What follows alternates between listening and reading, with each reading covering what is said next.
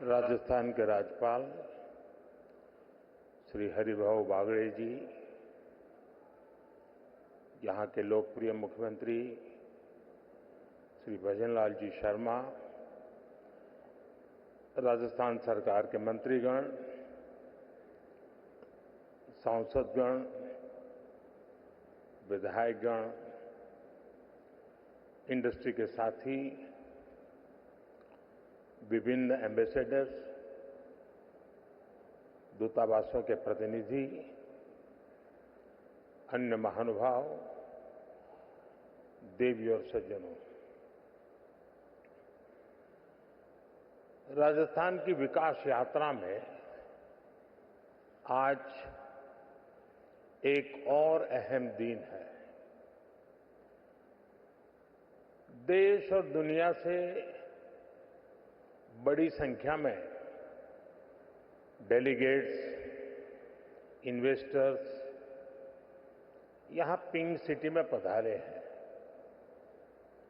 यहां उद्योग जगत के भी अनेक साथी मौजूद हैं। राइजिंग राजस्थान समिट में आप सभी का अभिनंदन है।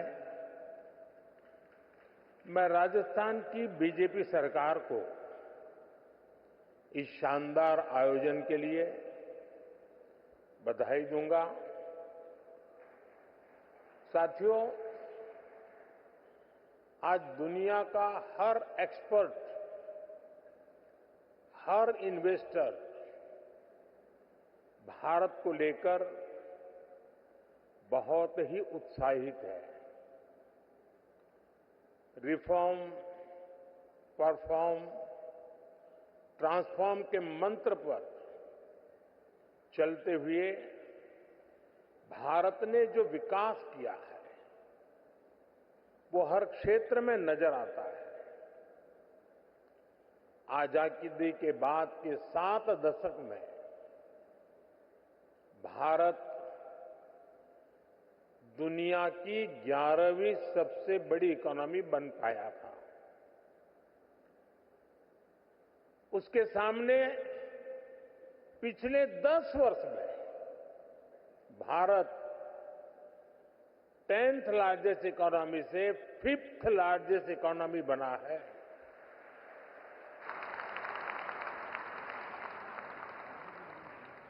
बीते 10 वर्षों में भारत ने अपनी इकोनॉमी की साइज करीब करीब डबल किया है। बीते 10 वर्षों में भारत का एक्सपोर्ट भी करीब करीब डबल हो गया है।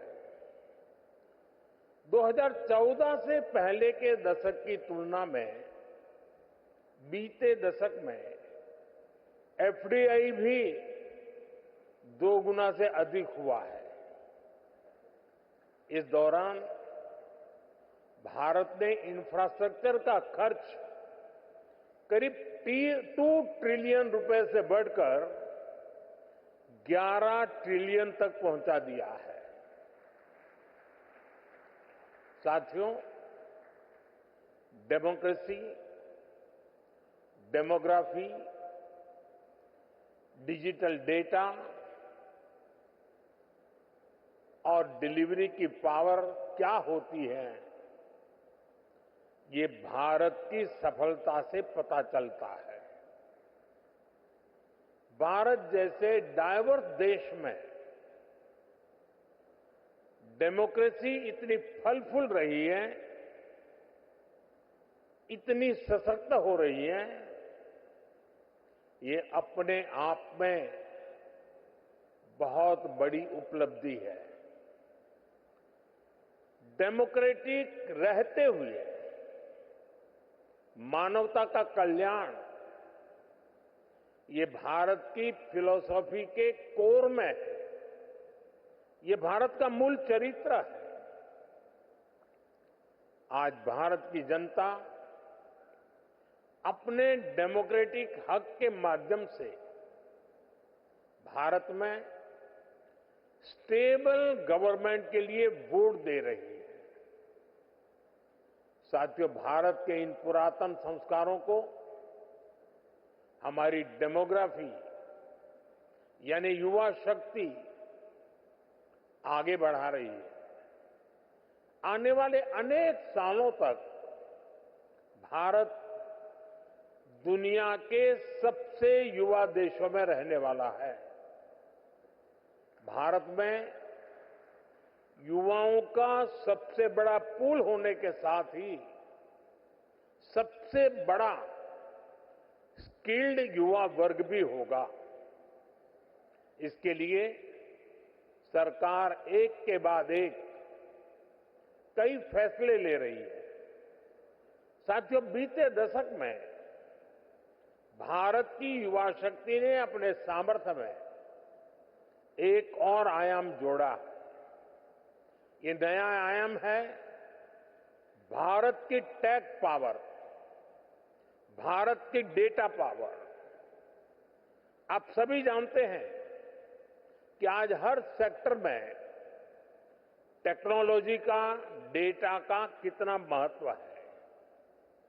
ये सदी टेक ड्रिवन, डेटा ड्रिवन सदी है। बीते दशक में भारत में इंटरनेट यूजर्स की संख्या करीब 4 गुना बढ़ी है। डिजिटल ट्रांजैक्शन में तो नए रिकॉर्ड बन रहे हैं। और ये तो अभी शुरुआत है। भारत दुनिया को डेमोक्रेसी, डेमोग्राफी और डेटा की असली ताकत दिखा रहा है। भारत ने दिखाया है कि कैसे डिजिटल टेक्नोलॉजी का डेमोक्रेटाइजेशन हर क्षेत्र, हर वर्ग को फायदा पहुंचा रहा है।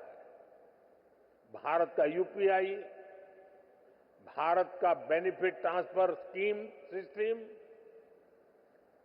GeM, government e market place, ONDC, open network for digital commerce, ऐसे कितने ही प्लेटफॉर्म हैं जो डिजिटल इकोसिस्टम की ताकत को दिखाते हैं।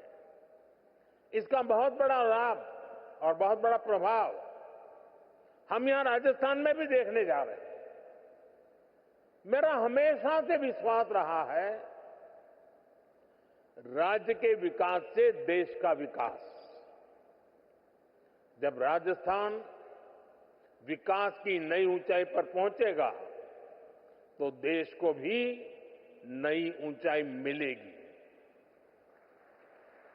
साथियों, क्षेत्रफल के हिसाब से राजस्थान भारत का सबसे बड़ा राज्य है और राजस्थान के लोगों का दिल भी उतना ही बड़ा है।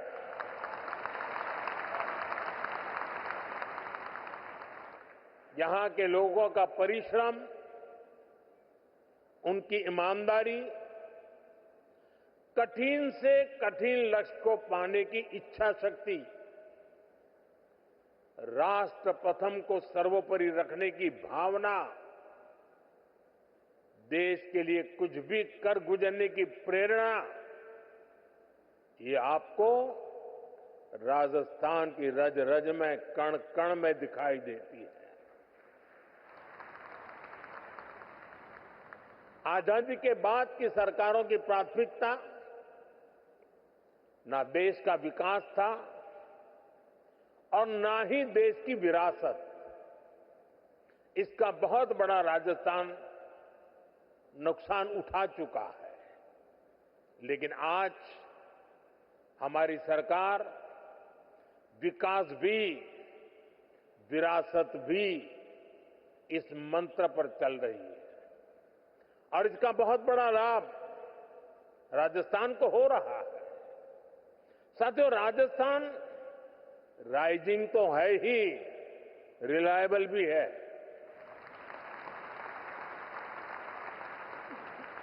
राजस्थान रिसेप्टिव भी है और समय के साथ खुद को रिफाइन करना भी जानता है। चुनौतियों से टकराने का नाम है राजस्थान।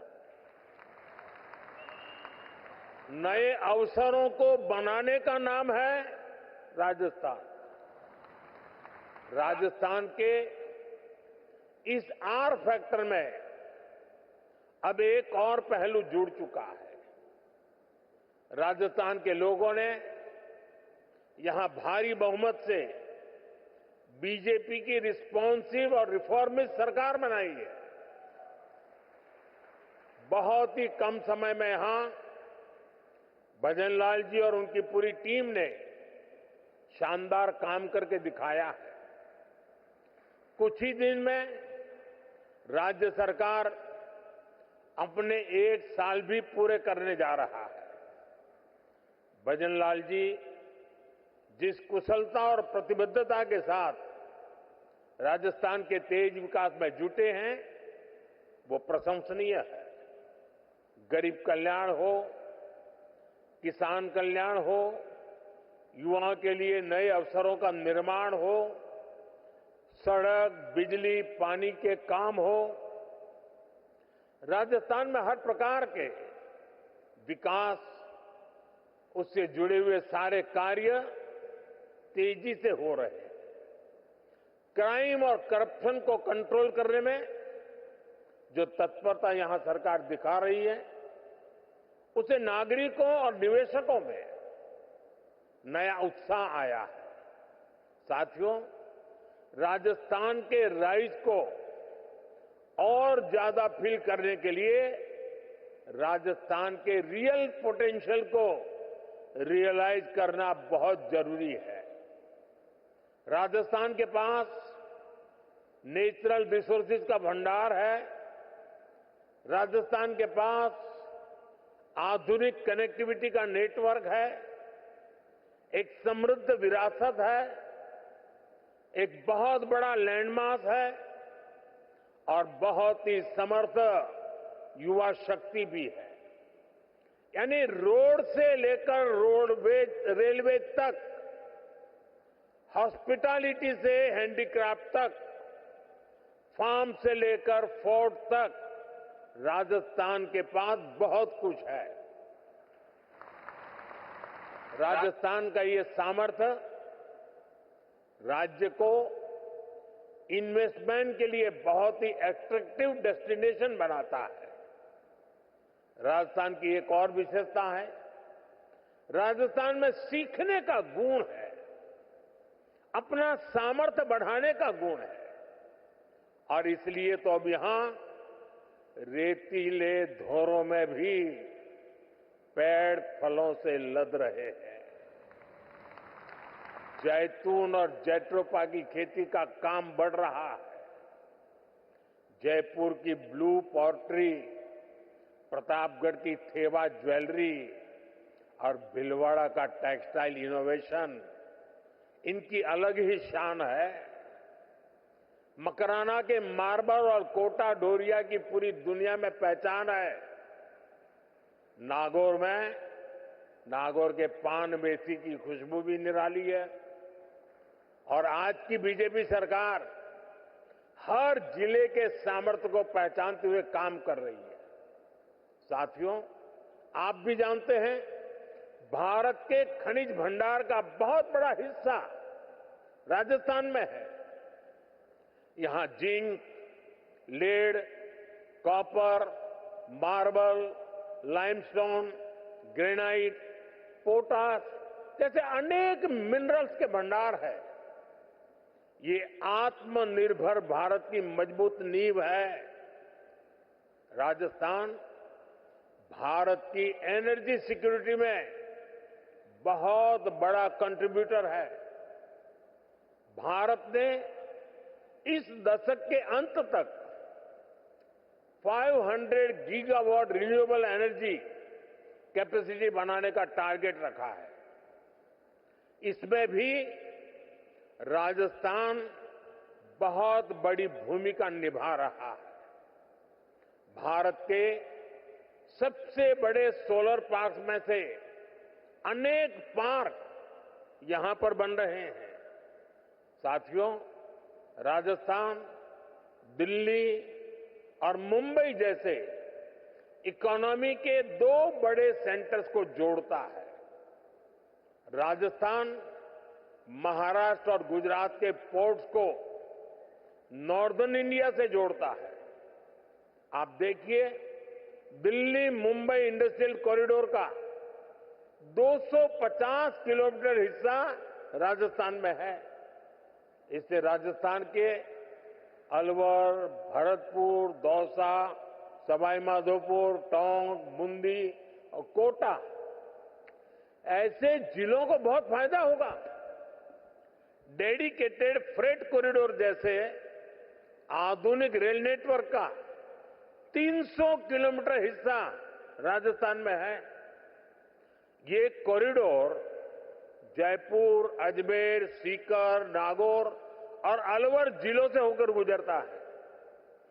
कनेक्टिविटी के इतने बड़े प्रोजेक्ट्स का सेंटर होने के कारण राजस्थान निवेश के लिए बेहतरीन डेस्टिनेशन है। खासतौर पर ड्राई पोर्ट्स और लॉजिस्टिक्स सेक्टर के लिए तो यहां अपार संभावनाएं हैं। हम यहां मल्टी मॉडल लॉजिस्टिक पार्क का विकास कर रहे हैं। यहां लगभग 2 दर्जन सेक्टर स्पेसिफिक इंडस्ट्रियल पार्क बनाए जा रहे हैं। 2 एयर कार्गो कॉम्प्लेक्स का निर्माण भी हुआ है। इससे राजस्थान में इंडस्ट्री लगाना आसान होगा, इंडस्ट्रियल कनेक्टिविटी और बेहतर होगी। साथियों, भारत के समृद्ध फ्यूचर में हम टूरिज्म का बहुत बड़ा पोटेंशियल देख रहे हैं। भारत में nature, culture, adventure, conference, destination wedding और हेरिटेज टूरिज्म सबके लिए असीम संभावनाएं हैं। राजस्थान भारत के टूरिज्म मैप का प्रमुख केंद्र है। यहां इतिहास भी है, धरोहरें भी हैं, विशाल मरुभूमि और सुंदर जिले भी हैं। यहां के गीत, संगीत, खान पान, उसके लिए तो जितना कहे उतना कम है। टूर, ट्रैवल और हॉस्पिटैलिटी सेक्टर को जो चाहिए वो सब राजस्थान में है। राजस्थान दुनिया के उन चुनिंदा स्थानों में से एक है जहां लोग शादी ब्याह, जीवन के पलों को यादगार बनाने के लिए राजस्थान आना चाहते हैं। राजस्थान में वाइल्ड लाइफ टूरिज्म का भी बहुत अधिक स्कोप है। रणथंभौर हो, सरिस्का हो, मुकुंदरा हिल्स हो, केवलादेव हो, ऐसे अनेक स्थान हैं जो वाइल्ड लाइफ को पसंद करने वालों के लिए स्वर्ग है। मुझे खुशी है कि राजस्थान सरकार का अपने टूरिस्ट डेस्टिनेशंस, हेरिटेज सेंटर्स को बेहतर कनेक्टिविटी से जोड़ रही है। भारत सरकार ने लगभग अलग अलग थीम सर्किट से जुड़ी योजनाएं भी शुरू की है। 2014 से 2014 के बीच 10 साल में भारत में 5 करोड़ के आसपास विदेशी टूरिस्ट आए थे, जबकि 2014 से 2024 के बीच भारत में 7 करोड़ से ज्यादा विदेशी टूरिस्ट आए। और आप ध्यान दीजिए, इन 10 वर्षों में पूरी दुनिया के 3-4 साल तो कोरोना से लड़ने में निकल गए थे। कोरोना काल में टूरिज्म ठप पड़ा था। इसके बावजूद भारत में आने वाले टूरिस्ट की संख्या इतनी ज्यादा बढ़ी है, भारत ने अनेक देशों के टूरिस्ट को ई वीजा की जो सुविधा दी है, उससे विदेशी मेहमानों को बहुत मदद मिल रही है। भारत में आज डोमेस्टिक टूरिज्म भी नए रिकॉर्ड बना रहा है। उड़ान योजना हो, वंदे भारत ट्रेनें हो, प्रसाद स्कीम हो, इन सभी का लाभ राजस्थान को मिल रहा है। भारत के वाइब्रेंट विलेज जैसे कार्यक्रमों से भी राजस्थान को बहुत फायदा हो रहा है। मैंने देशवासियों से मेड इन इंडिया का आह्वान किया है। इसका फायदा भी राजस्थान को होना तय है। राजस्थान में heritage tourism, film tourism, eco tourism, rural tourism, border area tourism, इसे बढ़ाने की अथाह संभावनाएं हैं। इन क्षेत्रों में आपका निवेश राजस्थान के टूरिज्म सेक्टर को ताकत देगा और आपका बिजनेस भी बढ़ाएगा। साथियों, आप सभी ग्लोबल सप्लाई और वैल्यू चेन से जुड़ी चुनौतियों से परिचित हैं। आज दुनिया को एक ऐसी अर्थव्यवस्था की जरूरत है जो बड़े से बड़े संकट के दौरान भी मजबूती से चलती रहे, उसमें रुकावटें ना आए। इसके लिए भारत में व्यापक मैन्युफैक्चरिंग बेस का होना बहुत जरूरी है। ये सिर्फ भारत के लिए ही नहीं, बल्कि दुनिया की इकोनॉमी के लिए भी आवश्यक है। अपने इसी दायित्व को समझते हुए भारत ने मैन्युफैक्चरिंग में आत्मनिर्भरता का एक बहुत बड़ा संकल्प लिया है। भारत अपने मेक इन इंडिया प्रोग्राम के तहत लो कॉस्ट मैन्युफैक्चरिंग पर बल दे रहा है।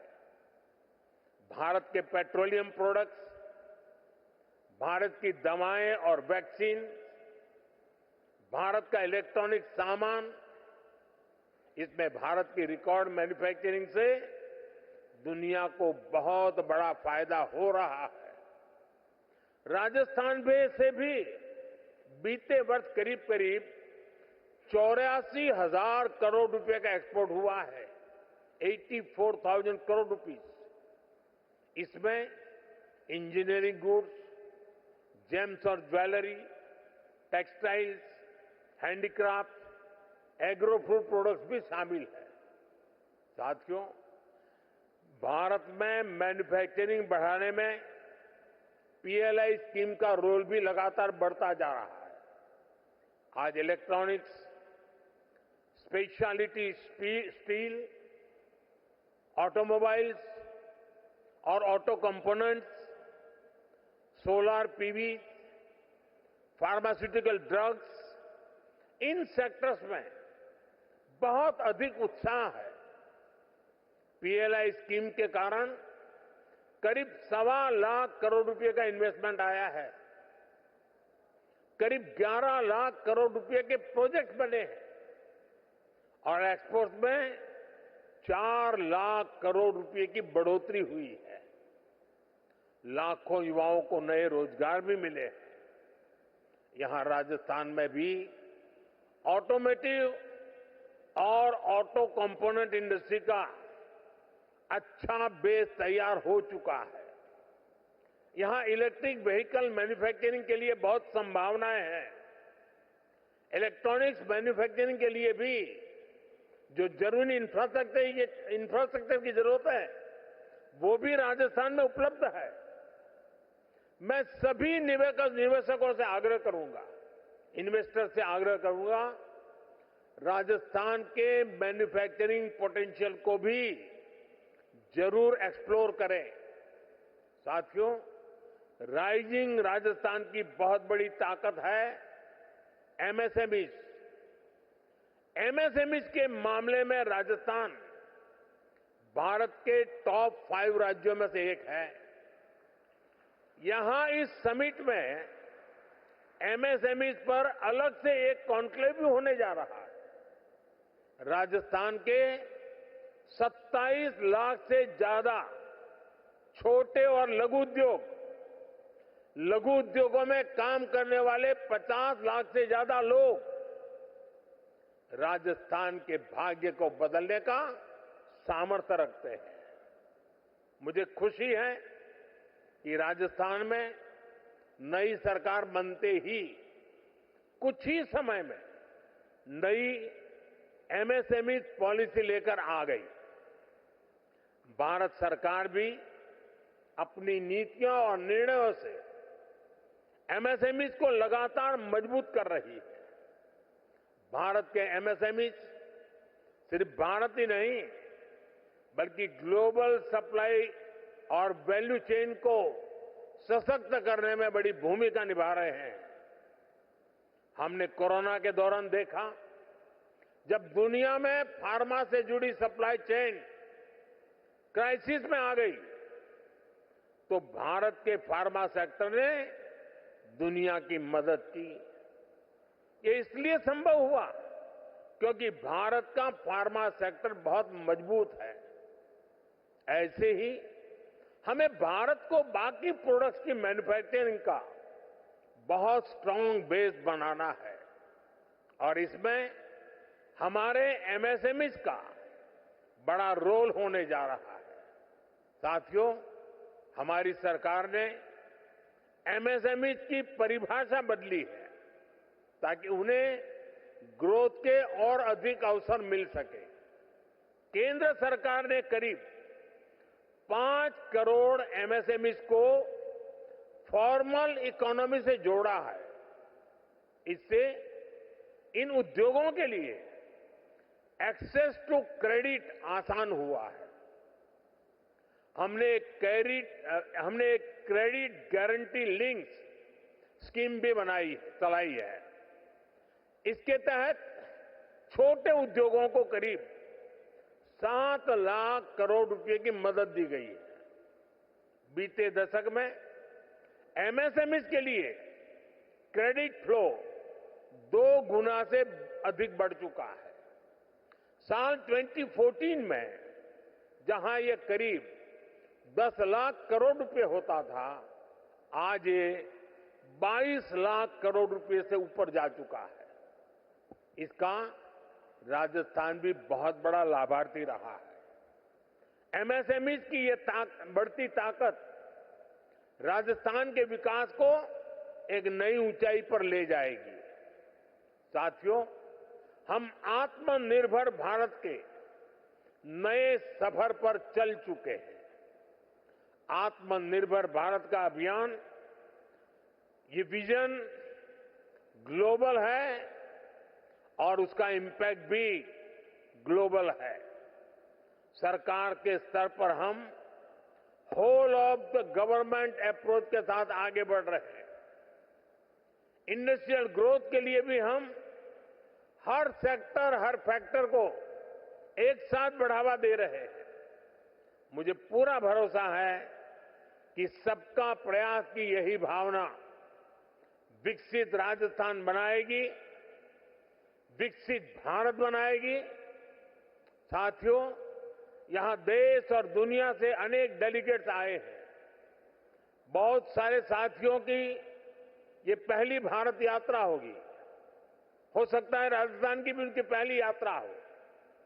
आखिर मैं यही कहूंगा, स्वदेश लौटने से पहले आप राजस्थान को, भारत को जरूर एक्सप्लोर करें। राजस्थान के रंग बिरंगे बाजारों का शॉपिंग एक्सपीरियंस, यहां के लोगों की जिंदा दिली, ये सब कुछ आप कभी भी नहीं भूलेंगे। एक बार फिर सभी निवेशकों को राइजिंग राजस्थान के संकल्प को